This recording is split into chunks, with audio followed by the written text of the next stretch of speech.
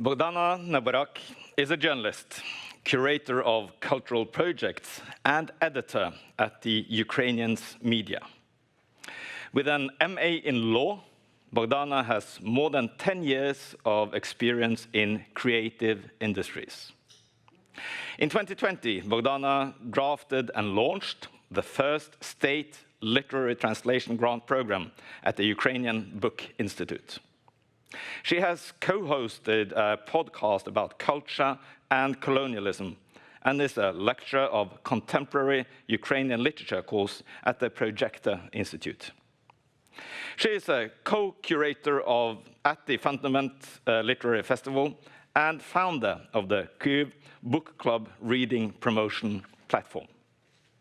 Bohdana has received several awards and much recognition for her work in journalism and promotion of Ukrainian culture. Among other recognitions, her podcast about colonialism, unnamed for now, won the Best Ukrainian Podcast About Culture award by Sluzhna in 2022. Her keynote lecture is entitled Culture Bridges in Europe and Ukrainian Literature During Wartime, Identity, Resistance, and Cultural Dialogue. And before handing the word and stage over to Bohdana, I would like to inform you all that there will be room for questions immediately after her lecture. So, Bohdana, please, the podium is yours.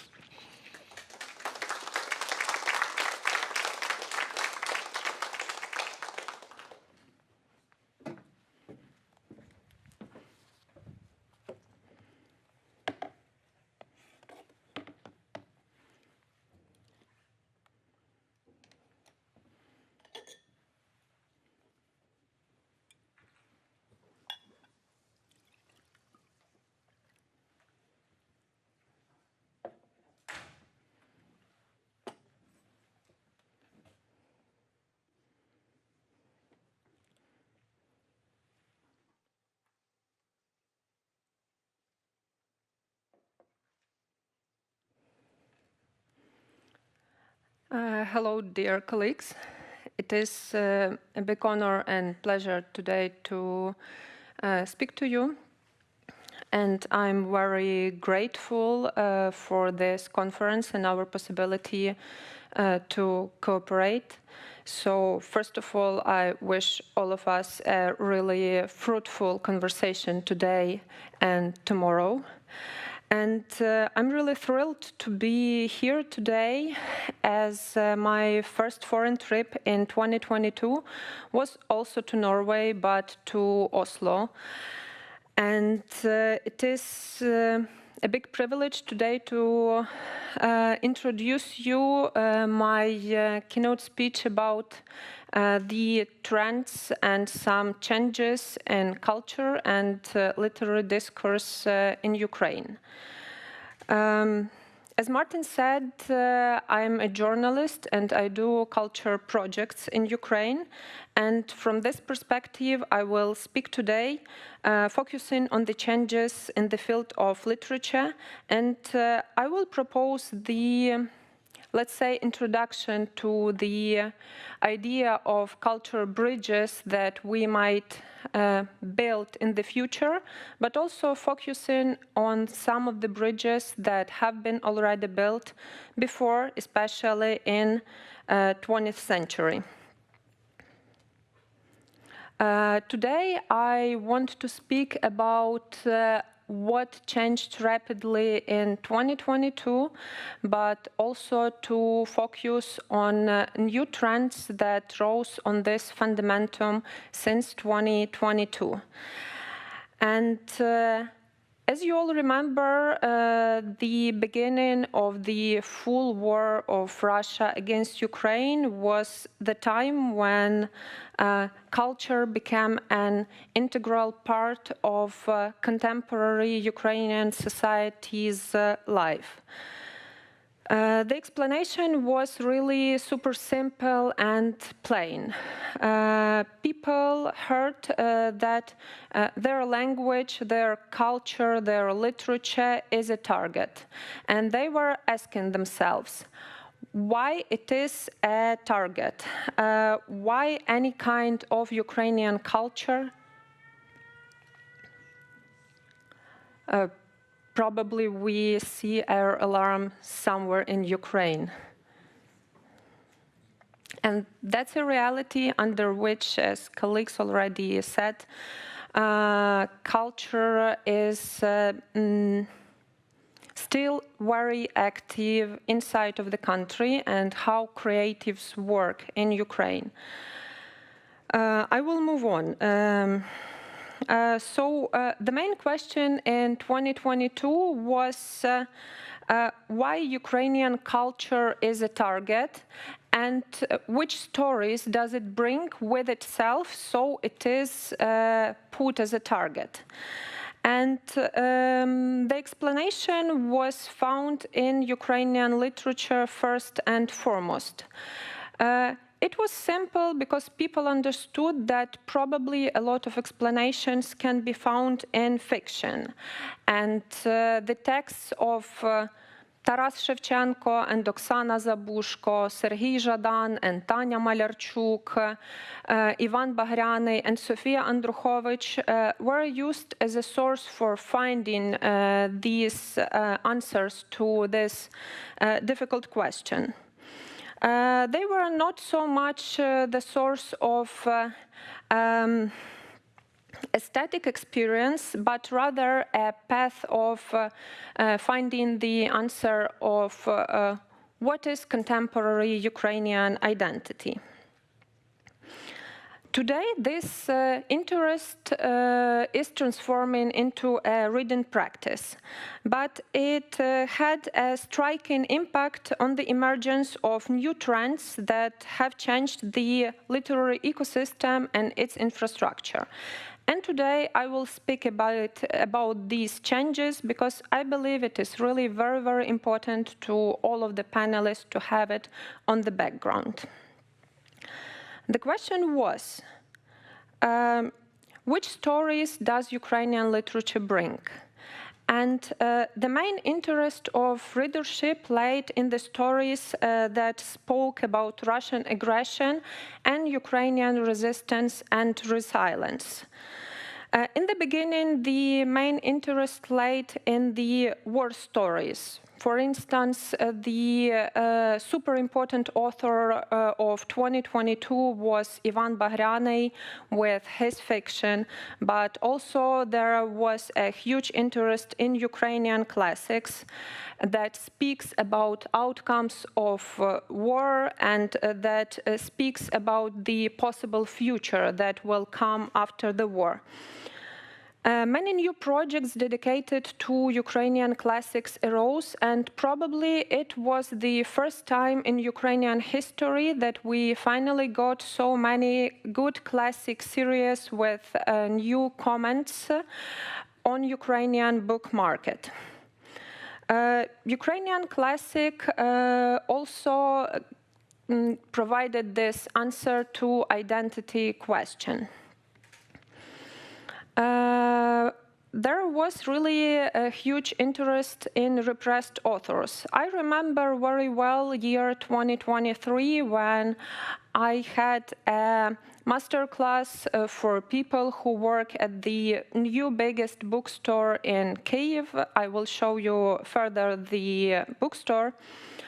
And they told me a surprising fact that so many readers are coming to Ukrainian bookstores and asking for authors from the executed Renaissance. And they are literally asking about people who were repressed. There was absolutely tremendous interest in those authors who were deprived of the voice, who were not published before or who were not present enough in Ukrainian discourse. And that was the first really big shift that impacts us till today. Also, there were so many conversations about culture as resistance. And I would say that culture and literature often stay a humanistic act and act of resistance at any war.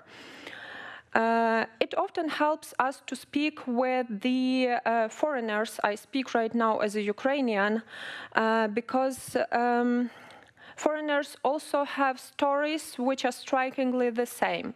Several days ago, I was in Madrid at Liber Book Fair, and when I was speaking about the interest to contemporary theater in Ukraine, especially in Kyiv, Spanish colleagues told me that there was a very similar situation when Madrid was bombed by Franco, but people wanted to go to theaters. We all know the story of Susan Sontag at Sarajevo and people who were staging Beckett at Sarajevo. Culture gives us the feeling that we who are engaged in war still are bigger than the war itself. And probably it is the big mission of culture right now in Ukraine, but also the mission that is put on Ukrainian writers. Right now, we feel that there is a big interest in book clubs as places where people can gather and speak about the books they have read. And I will also speak about this new trend.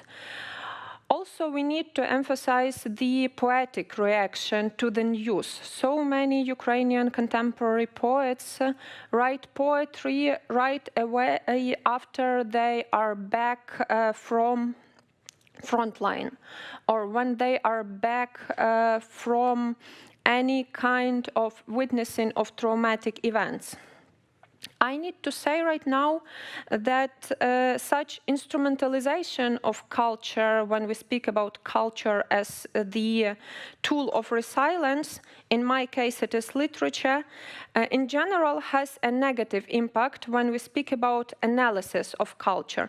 But definitely it serves society and it helps society to survive. But there is also the main change, which is first and foremost. When we speak about the field of literature, this change is about the role of writers and the role of readers and the role of professionals who work in this field. Because many people had to find their new identity, the identity connected to war. People volunteer, people join the military, people need to find a new language, because we all remember that every big war brings new language for poetry, new language for fiction. And people give their time to war. Marcy Shore, in her great book Ukrainian Night, wrote that Maidan and then the full war that emerged in Ukraine brought the end to postmodernism in Ukraine, and I think it is a very fruitful idea to discuss it now. There are a lot of examples of people who changed their life, and to mention just several names that volunteered to military. Let's say Artem Chekh, Artem Chapai, Artem Polezhaka. Also, we all know the story of Ukrainian poet Maxim Krivtsov, who unfortunately died in action. Also, many Ukrainian writers decided that right now they shouldn't write just fiction, but they should switch to non-fiction and write documentary literature. And we also know the story of Victoria Amelina, who wrote a very special book about women at war and female voices that give us testimonies about the war. Unfortunately, Victoria was killed in 2023, and her friends had to finish her book for the memory of Victoria. And memory is also a very important idea right now to speak when we speak about Ukrainian literature. But probably the most interesting case right now is the case of Serhiy Zhadan. Zhadan is one of the best translated Ukrainian contemporary writers. He's very interesting to analyze because he changed so much within his literary life. And here you see people who are queuing for his big concert where he was just performing poetry.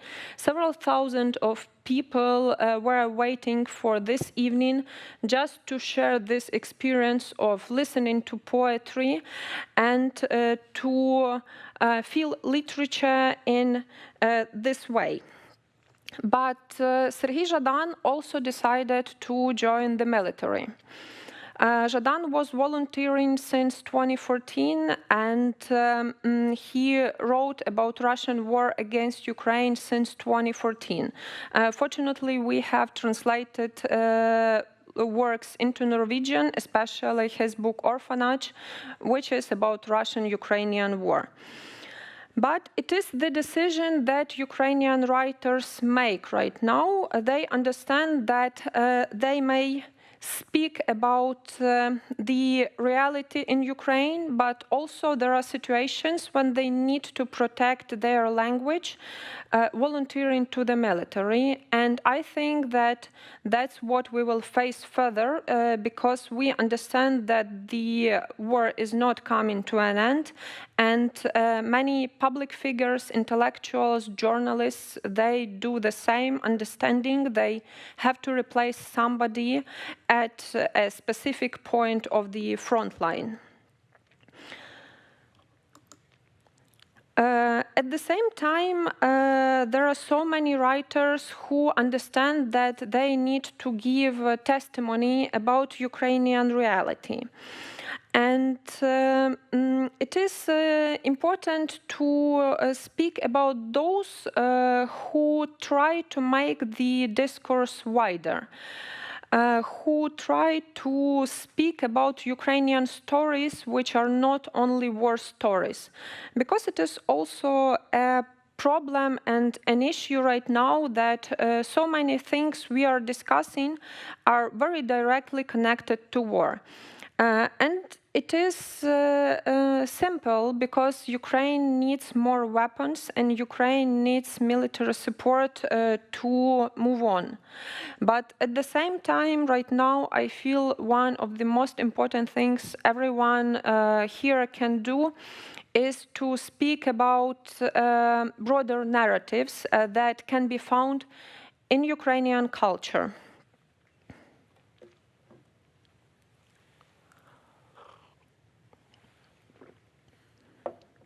When literature becomes a source of resilience, it is the most dangerous thing.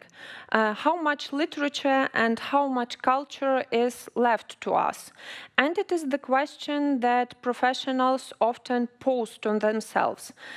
Because there are huge changes in the industry, creative industry in general, but at the same time we understand that we must give testimonies about the war, but also we have to keep the eye on culture. Right now, I want to speak a bit about the changes in the book industry.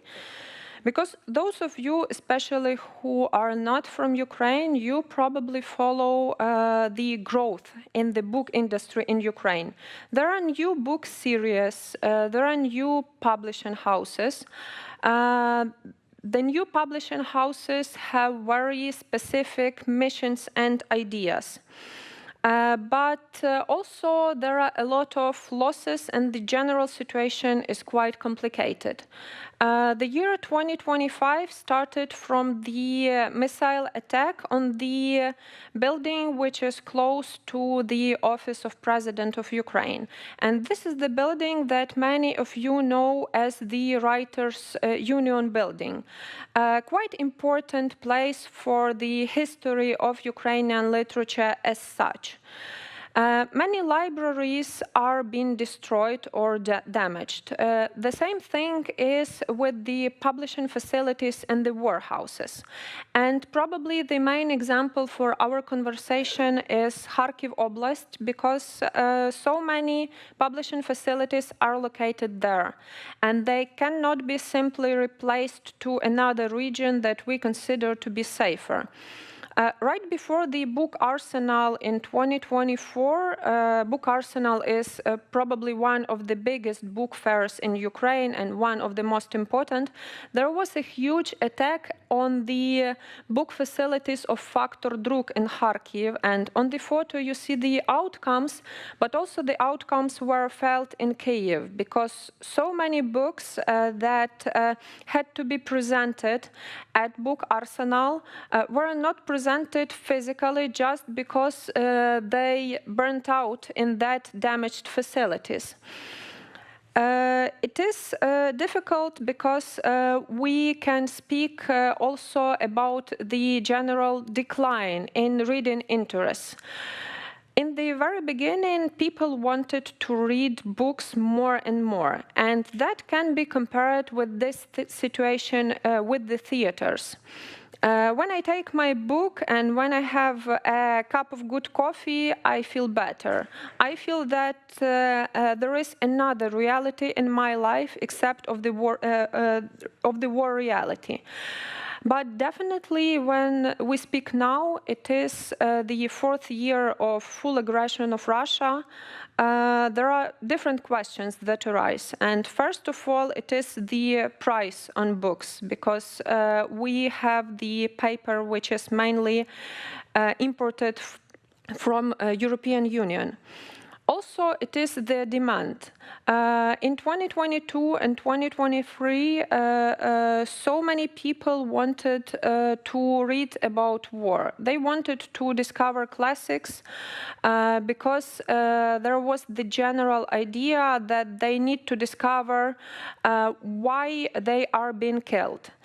Right now, the focus shifts, and that means that people want to read not only about the war. We so often speak about so-called Ukraine fatigue in the West, but also we may speak about the war fatigue. And that doesn't mean at all that you don't have to speak about the war, but you need to find new stories to tell about the Ukrainian reality. And that we see in the readers' interest in Ukraine. Also, we need to speak about people as a human resource. People who write, people who make books, people who edit and translate also go to the front line. They volunteer so much. They cannot invest again so much time into their daily job as they did before the full war. So the changes in the book industry are different. At the same time, a very important thing is that so many Ukrainians are abroad, and that what mentions Chetomo, Ukrainian media dedicated to book industry and reading. When we speak about more than 5 million people who are abroad, definitely that impacts the reading and the book industry. Many of them are children, and that means that not so many books for children are needed right now inside of the country. But there are another also very important trends, and one of them is the increase of reading of English language literature. There is the growth in number in English language books that are sold in Ukraine, and right now it is twice as big as Russian language literature that has been sold in Ukraine.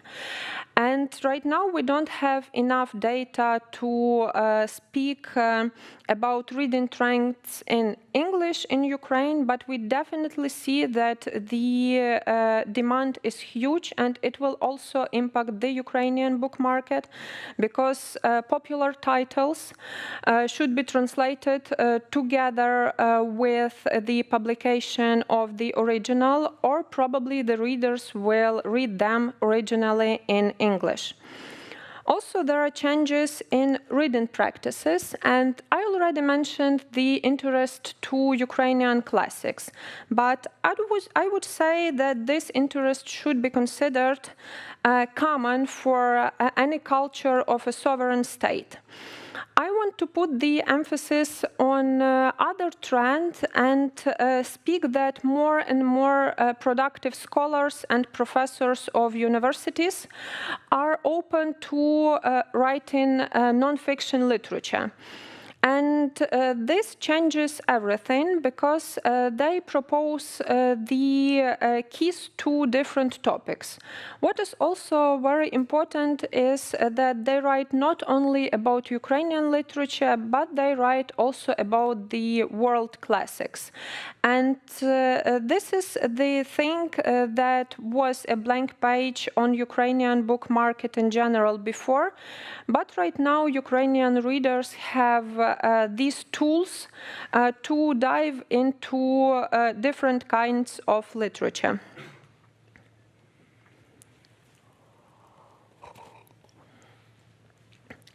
This is accessible literature which speaks about very complicated topics, like, for instance, Rostislav Samkiv, who is a professor at Kyiv Academy. He writes in his books on the history of Ukrainian literature about the issues of, for instance, colonialism. But he does this in a very accessible way that can be well read on your weekend. And that is a shift. Also, the shift is popular products dedicated to literature. It is like podcasts and YouTube shows. And we see that such figures as university scholars right now are open to speak to a broader audience. But what is also important is that they learn this language that will be accessible as an entering point to a complicated issue. I would also name Vera Agayeva and Tamara Gundurova, who also write such kind of the books, and we see how this literature impacts in general the reading practices in Ukraine. But I want also to mention right now the interest to Ukrainian classics in the foreign audiences and at foreign book markets. Probably the best case is The City by Valerian Podmogilny, because this novel also faces the renaissance of interest in Ukraine. Probably around 5 or 6 publishing houses have their own different editions of The City. But also what we saw, and what is important to say, that many of the translations were done before the full war. Also the UiB translation, it is just a republished, newly edited translation. They were done before. But a good example is the translation which was done in Poland by Marcin Gaczkowski, because this work is well present in the Polish literary discourse. It is presented at literary festival and fairs, and it is shortlisted at different translators' prizes. Also, it brings up the common question for us who work with the Ukrainian studies. Is it possible somehow to bring the texts which were deprived of being present in the global discourse back to it? I don't have an answer, but I think that the general trend is very good.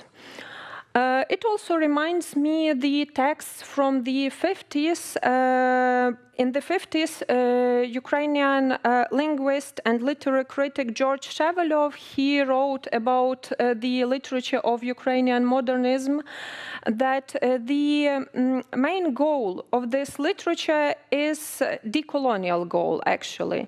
It is to show the readers that they have right and have a potential to be a full person, a full and independent person. And I believe that right now this novel, 100 years after its first publication, also serves the same ideas. And probably the final point I want to make about reading practices and publishing is that there are new grants for young people to buy the books. It wasn't like that before very recent times, and there were constant dialogues in the government if people should get, young people should get money which they can spend also, only for different cultural practices. But right now, when young people get to their 18 years, they get a small grant they can use for buying books. And more than 68 million hryvnias were spent by young people on books in last year. A very important change in infrastructure is the bookstores that arise in Ukraine. It was always the issue that we lacked bookstores and that we lacked independent and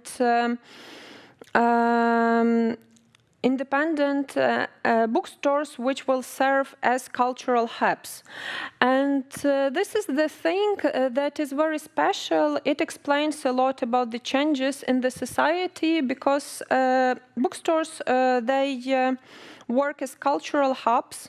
They also work as centers for the volunteers and active citizens. They help you deal with loneliness because they also provide so many events and festivals. And they work with memory. I just want to show you several examples of the newly founded bookstores during the full war in Ukraine and tell you a bit about them. It is just the example. Of course, Timothy Snyder is kind of a rock star in Ukraine right now. But when there was his conversation with Volodymyr Yermolenko this year about his new book on freedom, there were more people than this bookstore could handle, but at the same time there was no air raid and the event was just fantastic. It is at Sense bookstore, which is right on Chrestiatek Street near the Tsum department store. And those of you who remember Chrestiatek, you will understand that right now on Chrestiatek there is the ad of a big beauty brand at Tsum department store, and then you have that huge ad of new Ukrainian language books published, which is really a big difference.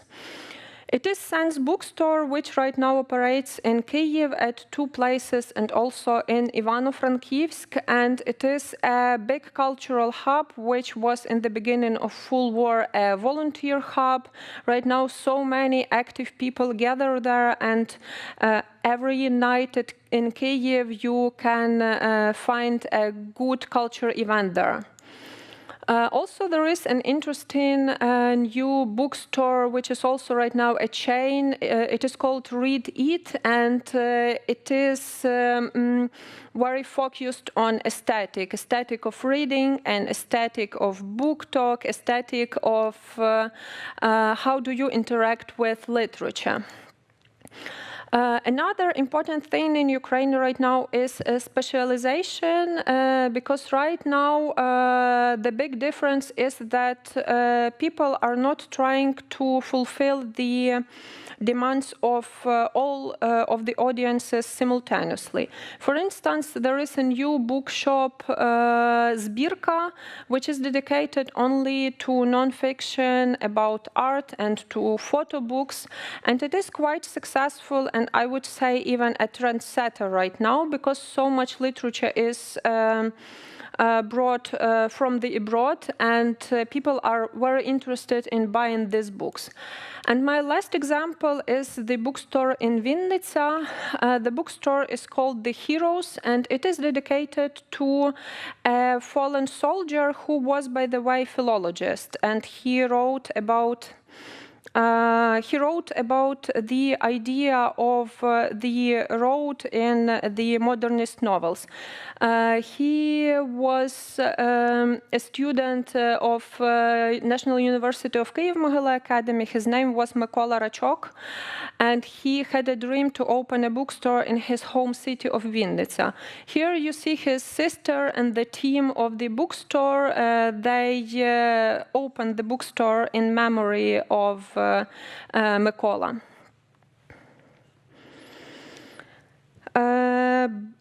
Also, it is important to speak about book clubs and book fairs very briefly. Right now, there are so many book clubs in Ukraine, and before it wasn't typical at all.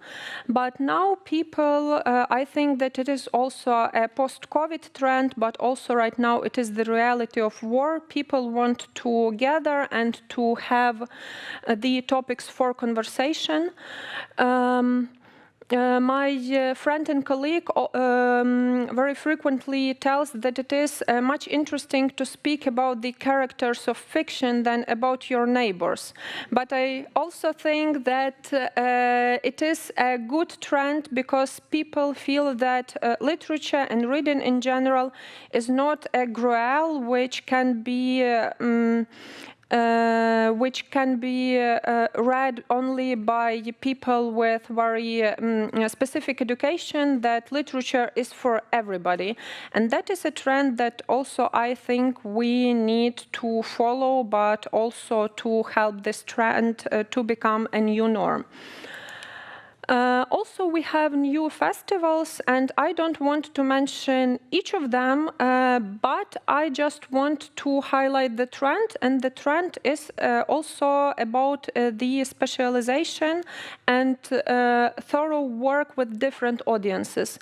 Because, for instance, there is a new big fair which is called Knyžkova Kraїна, the book country, and it is a service fair for readers. It is not about making any kind of very narrow intellectual discussions, but it is to make such discussions available to the broad audiences. For instance, they have the award for book bloggers.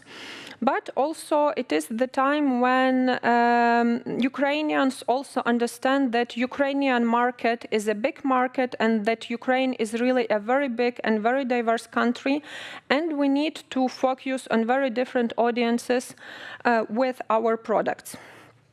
And finally, I'm approaching this idea of bridges in cultural strategies.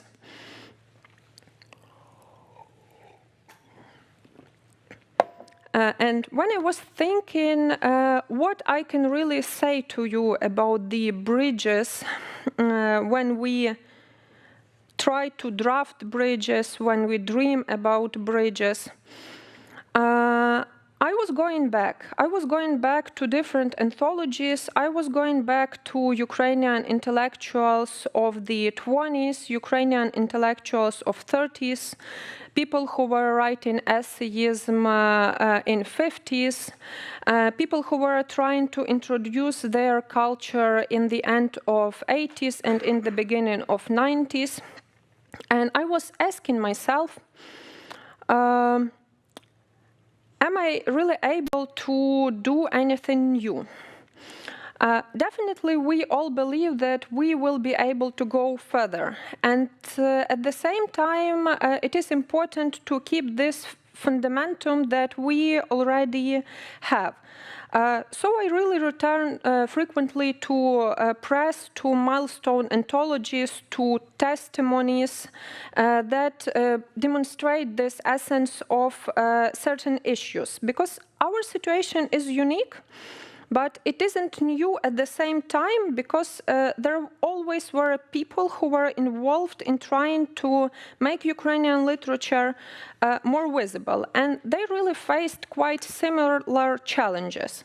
I even feel that we are in much better position right now, because Ukraine is a sovereign, independent state.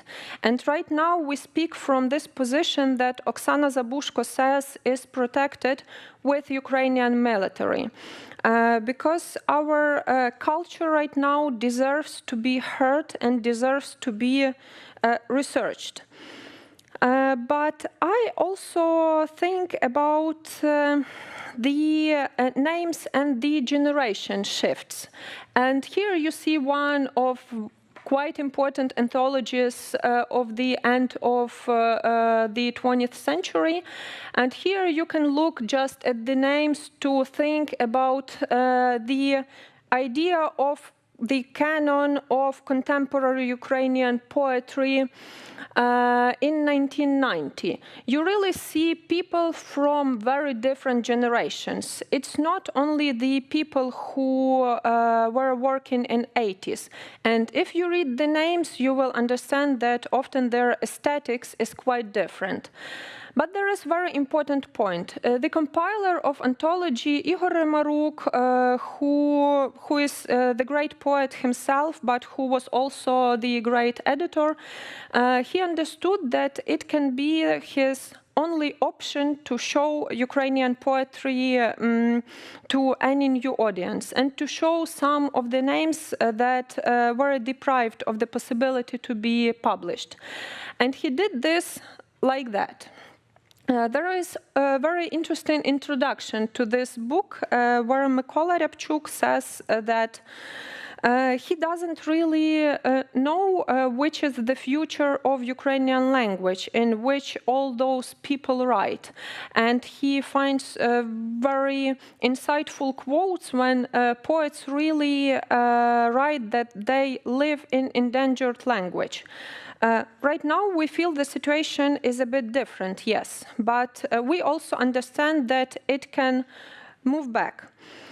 But I want also to move back to George Shevelyov, who in 1990s wrote a very interesting essay where there was a quote. He was very ironical in that essay, and he wrote that he feels that we live not on the planet Earth, but on the island Ukraine. And what I want to say, because that's what I feel very often right now, is what we need and what should be done by people who are involved in Ukrainian studies is to do as much comparative studies as possible, because that's what we really lacked, and that's what we lack right now. To see the new bridges and to see the connections, because the tragedy of Valerian Podmogilny, but also the tragedy of Lesa Ukrainka, is not only that they were not read by the readership in Ukrainian enough, is not that only that they were deprived of this possibility to be presented enough in the discourse, but it's also that they haven't found the voices which were able to discuss with them. And that is the story, a good story for a journalist, for a culture producer, for researcher, to make these voices to speak to each other, even if those people are not right now together with us. But you will ask me, like, what is done to make this possible, and I want to share with you the ideas that were shared at Culture Diplomacy Forum several days ago in Kyiv. In 2022, we all spoke so much about the boycott of Russia and boycott of Russian culture. It is still very important, but at the same time, it is topical to change the focus and to speak about Ukrainian culture, because empire writes back, as we also know, and we need to see Ukraine in different connections, not only imperial connections, not only use colonial theory to discover Ukrainian culture and Ukrainian literature, but to find new projects which will show Ukrainian literature as a good and powerful part of European literature in general. But also I wanted to emphasize that visionary projects like conferences are very important right now because they give fruits in years to come. I want to show you the data of Translate Ukraine program, and here you see only the numbers, but we understand that hundreds of new books have been published in different foreign languages, translated from Ukrainian language. It is important because it is ongoing. There was a pause in 2022 when all the budget money went to military purposes. But at the same time, it is very important for publishers to have something that is not a case, but a system. And I hope that right now the new similar programs will emerge. It is very important to have the prizes for researchers, but also prizes for translators.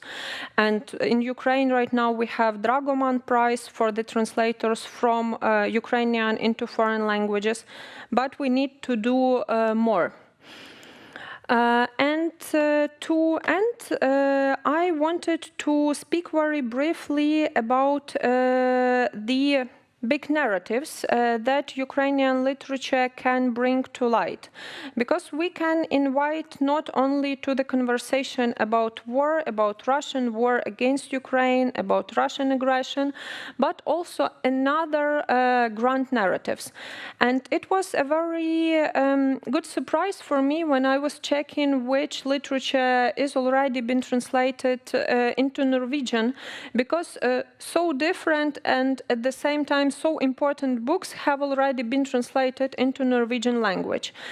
Here we have, for instance, Serhiy Zhadan Orphanage. We already spoke with you about this novel, which speaks about in general, it speaks about the colonial situation in the gray zone and the identity of a person. The person lived its life without deciding who he is, and right now he has to decide his identity. It is a very good starting point with contemporary Ukrainian literature. Also, we have how it is called in Ukraine right now, even contemporary classics, the Moscoviad by Yuri Andrukhovich, very ironical, very funny, but at the same time very brutal story about also colonial situation. We have the first book by Sofia Andrukhovich Amadoka. It is interesting that many of foreign publishers decide to publish Amadoka in several books because it is quite thick and it is easier to publish like 3 books, but this is the book which speaks about Ukrainian 20th century. It also speaks about Ukraine as a bloodland, as Timothy Snyder calls it, but also it speaks about contemporary Russian-Ukrainian war, and probably it is the best book about PTSD for now. And also we have the non-fiction by Oksana Zabushko, which has already been translated into many foreign languages. But I would say that The Gate of Europe by Serhiy Plukhy is called the short history of Ukraine, but probably probably Oksana Zabushko managed to make it much shorter. Definitely, it is intellectual history of Ukraine, but she was trying to answer this simple question that we started with you. It is like, who are Ukrainians and why there is such a horrific aggression against Ukrainians? But also she tries to show how many interesting people are from Ukraine, live in Ukraine, and tell Ukrainian stories. And I'm approaching to the end of my speech. I'm very grateful to be here right now, and I have just some closing remarks. First of all, I would love to dedicate my speech to Ukrainian poet whose name is Igor Kyiv. He is a poet of Ukrainian 60s, and this year he passed away. But Igor Kyiv and his life is the example of literature as integral part of your life at any point of your life. If you are a young poet, literature, of course, is important to you. But if you are a prisoner of Soviet camps, you also can keep writing and can keep translating. And Igor Kyiv is the example of that. But I want to close my speech with my gratitude to translators and to researchers in the field of humanities, because I believe that you are the people who build the real bridges. And right now, in our reality of post-truth and AI, your work is of paramount importance, and I feel how it influences my life. And thank you so much for doing this, and thank you for listening to me. I'm open to any questions or comments if we still have several minutes.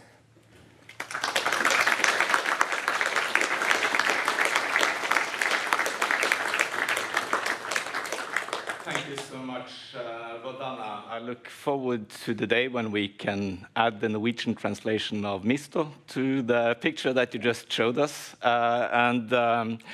Now we have time for questions. We have a couple of people carrying microphones.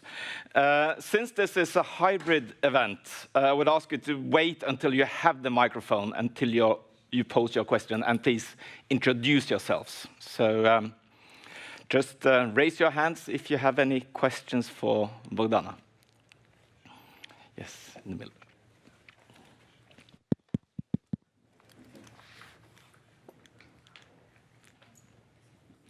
Thank you very much for your fascinating and brilliant talk. My name is Ludmila Pitkoimucha from National University of Kyiv Mohyla Academy. I would have a comment and a short question, if I may. Regarding comment, thank you very much for mentioning book clubs. I'm researching how Russia is erasing language and identity on the occupied territories, and how book clubs have become very important for those people who are under occupation. And for young generation, they, of course, are reading Serhiy Zhadan, as I mentioned in the interviews I was conducting, but also Lesya Ukrainka. And one of the respondents also mentioned Boyarinya by Lesya Ukrainka. And older generation, they do not read, but they are gathering together and singing Ukrainian folk songs. So like these book clubs and books are very, very important also for those people who are under occupation. And also, although Russia has destroyed libraries and removed Ukrainian books, they are trying to find the books online and read. Just a small comment. And I would have a question actually based on my Facebook bubble.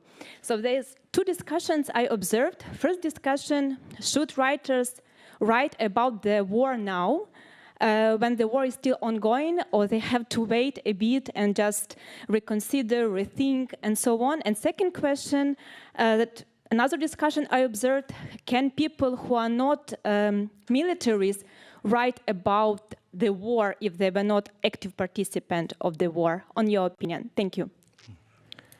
Thank you so much, Ludmila, and thank you for mentioning that book club. I also think that it is very fascinating how literature is this space of so-called safety for people. Concerning your questions, yes, I definitely think that writers should write, because we speak about freedom of expression and we speak about the reality in Ukraine, where we still have liberal democracy, and that means that we have to protect this right. But at the same time, I believe that we need to have a thoughtful and profound discussion around the new texts that arise. And a good example for Ukrainian reading audience, it is the new novel by Sofia Andruchovich, which is called Katananka, where she writes about the idea of post-war reality and post-war trauma that we will face after this war. Also, I think that we have to support Ukrainian writers, because I was surprised with the interview of Taras Prochasko, which he gave to Ukrainska Pravda, where he said that the best novels about Russian-Ukrainian war will be written by the Russians, because no one is saying the Russians what they should write or not. And also they have the conditions, because they are often in immigration, the best voices of theirs. So I think that we really need to support our writers as much as possible. But at the same time, there is a huge new conversation about the new ethics, like who is able to speak for who. And I think that history of literature answers to us, like we understand that people have to conduct good researches to speak about the trauma with people who faced the trauma. And probably we all need time, plenty of time, because when I ask myself when the best novels about the Second World War emerged, they in general didn't emerge right after the Second World War. It took sometimes decades. So that's like that, but I think we all have to support Ukrainian authors, especially who works in field of documentary. Like the good example is Mstislav Chernov and his 20 days in Mariupol, and right now 2,000 meters in Andriivka. Question in the middle here. Okay, yeah. Hello, Tatiana Perga, National Academy of Sciences of Ukraine and Technical University of Berlin. Thank you very much for your interesting presentation.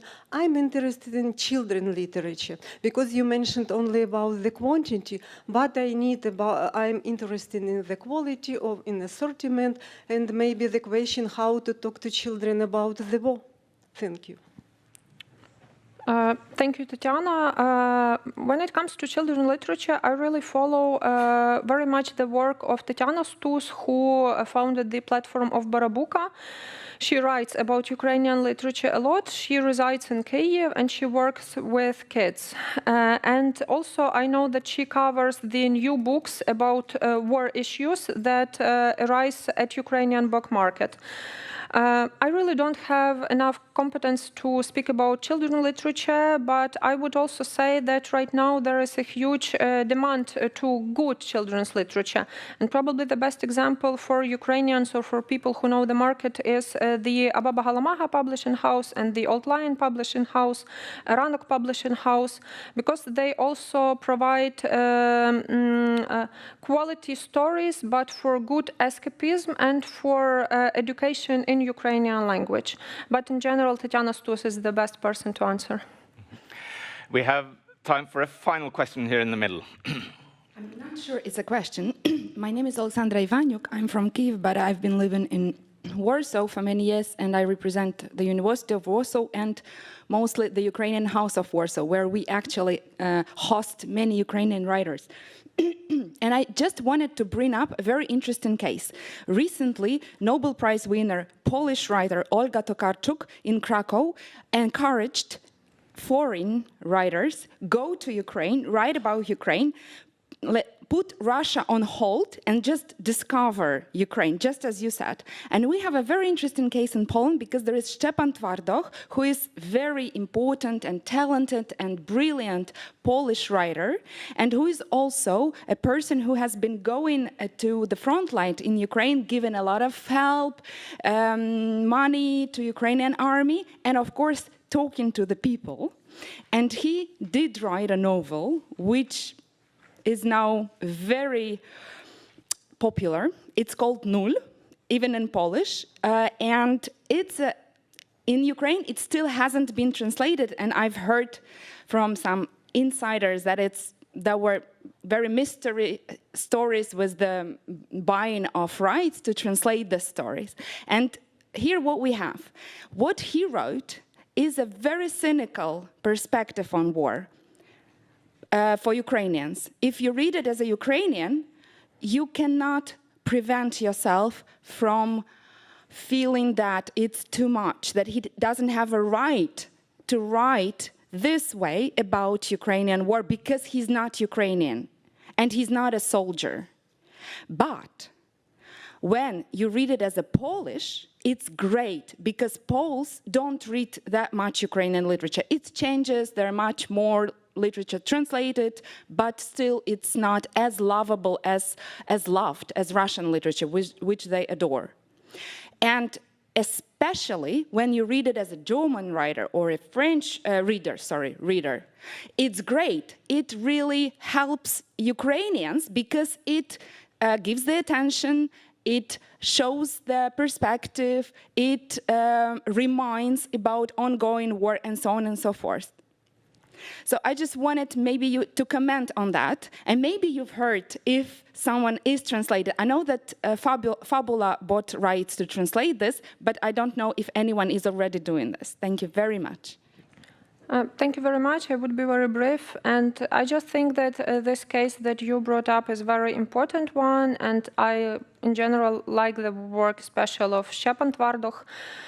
I have this book in Polish, but I haven't read it yet. But I also think that this is the question of the point of view. If you're a foreigner, even a very skilled foreign writer or foreign correspondent, of course you take the risk, but you can arrive to Ukraine, to spend some time here, and then go back to Ukraine. Because there is also another important example of recent literature. It is the new book of nonfiction by Jonathan Little, which was published together with this famous photographer, Agata. And I just think that we need to read these books as people from Ukraine or people who are involved in Ukrainian studies and to discuss them. Because also I need to say that many writers and many really best reporters risk to come here. And I know people who were culture reporters, but they came to Ukraine and they understood they want to go to the front line. They want to go to Slovyansk. They want to go to Kharkiv to see how life is going on there. So also they do a very good job because they help us as Ukrainians to see us from different perspective, and that's why I'm really grateful for that. But definitely these cases should be researched. Thank you so much, Bohdana. Now that the keynote is finished, it's my pleasure to welcome you to a coffee break outside. With all this information, great thank you to you, Bohdana, for your wonderful Thank you, Martin.